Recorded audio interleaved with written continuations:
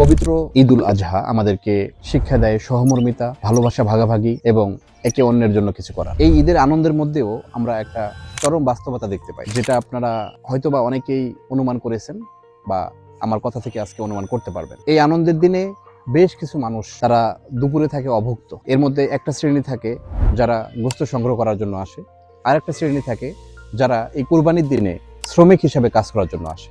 ঈদের দিনে সবার পরিবারেই বিভিন্ন রকম ব্যস্ততা থাকে। যারা কুরবানি দেন, মেহমানদেরকে অ্যাকসেপ্ট করা, এরপরে আত্মীয় স্বজনদের বাসায় গোশত পাঠানো। কিন্তু আমি যখন রাস্তায় বের হয়ে দেখেছি এবং আমাদের নোভা ফাউন্ডেশনের চেয়ারম্যান জনাব একরাম হায়দার স্যার দেখেছেন যে এই দুপুর সময় আমরা রাস্তাঘাটে মানুষগুলোকে দেখছি, তারা একদম কেউ রুটি খাচ্ছেন, কেউ মুড়ি খাচ্ছেন, কেউ বা একদম স্বল্প কিছু বাসা থেকে নিয়ে এসেছেন, খাচ্ছেন এবং তাদের দিন পথগুলো পার করতেছেন। এই বাস্তবতার শিকার হয়েই আমরা যে সিদ্ধান্ত গ্রহণ করেছি, এবারে ইনশাআল্লাহ তাআলা ঈদের দিনে নোভা ফাউন্ডেশনের প্রাঙ্গণে, যেটা আমাদের একদম রহমান নগরে প্রাণকেন্দ্রে পদ্মরাগে, এই নোভা ফাউন্ডেশনের অফিস কেন্দ্রেই আমাদের শুরু হবে একটা অন্য রকমের কর্মযোগ। মজার বিষয় হচ্ছে আমরা এই দিনে প্রায় 40 থেকে 50 কেজি গোশত রান্না করব এবং যারা বিভিন্ন সাইল অর্থাৎ গোশত সংগ্রহ করার জন্য আসেন এবং যারা বিভিন্ন জায়গায় কাজ করেন তাদেরকে এখানে খাবার খাওয়াবো।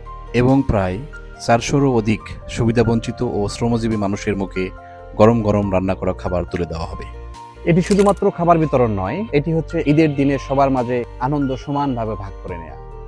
আপনিও হতে পারেন এই মহৎ কাজের অংশীদার। মানবতার এই সুন্দর মিছিলে একা চলা কঠিন, কিন্তু সবাই মিলে দাঁড়ালে বদলে দেওয়া যায় বহু মানুষের ঈদ। নোভা ফাউন্ডেশন এর এই অনন্য ও মানবিক উদ্যোগে আপনিও অংশ নিতে পারেন। আপনার সামর্থ্য অনুযায়ী বাড়িয়ে দিন সহযোগিতার হাত, শামিল হন এই মহতি কাজে।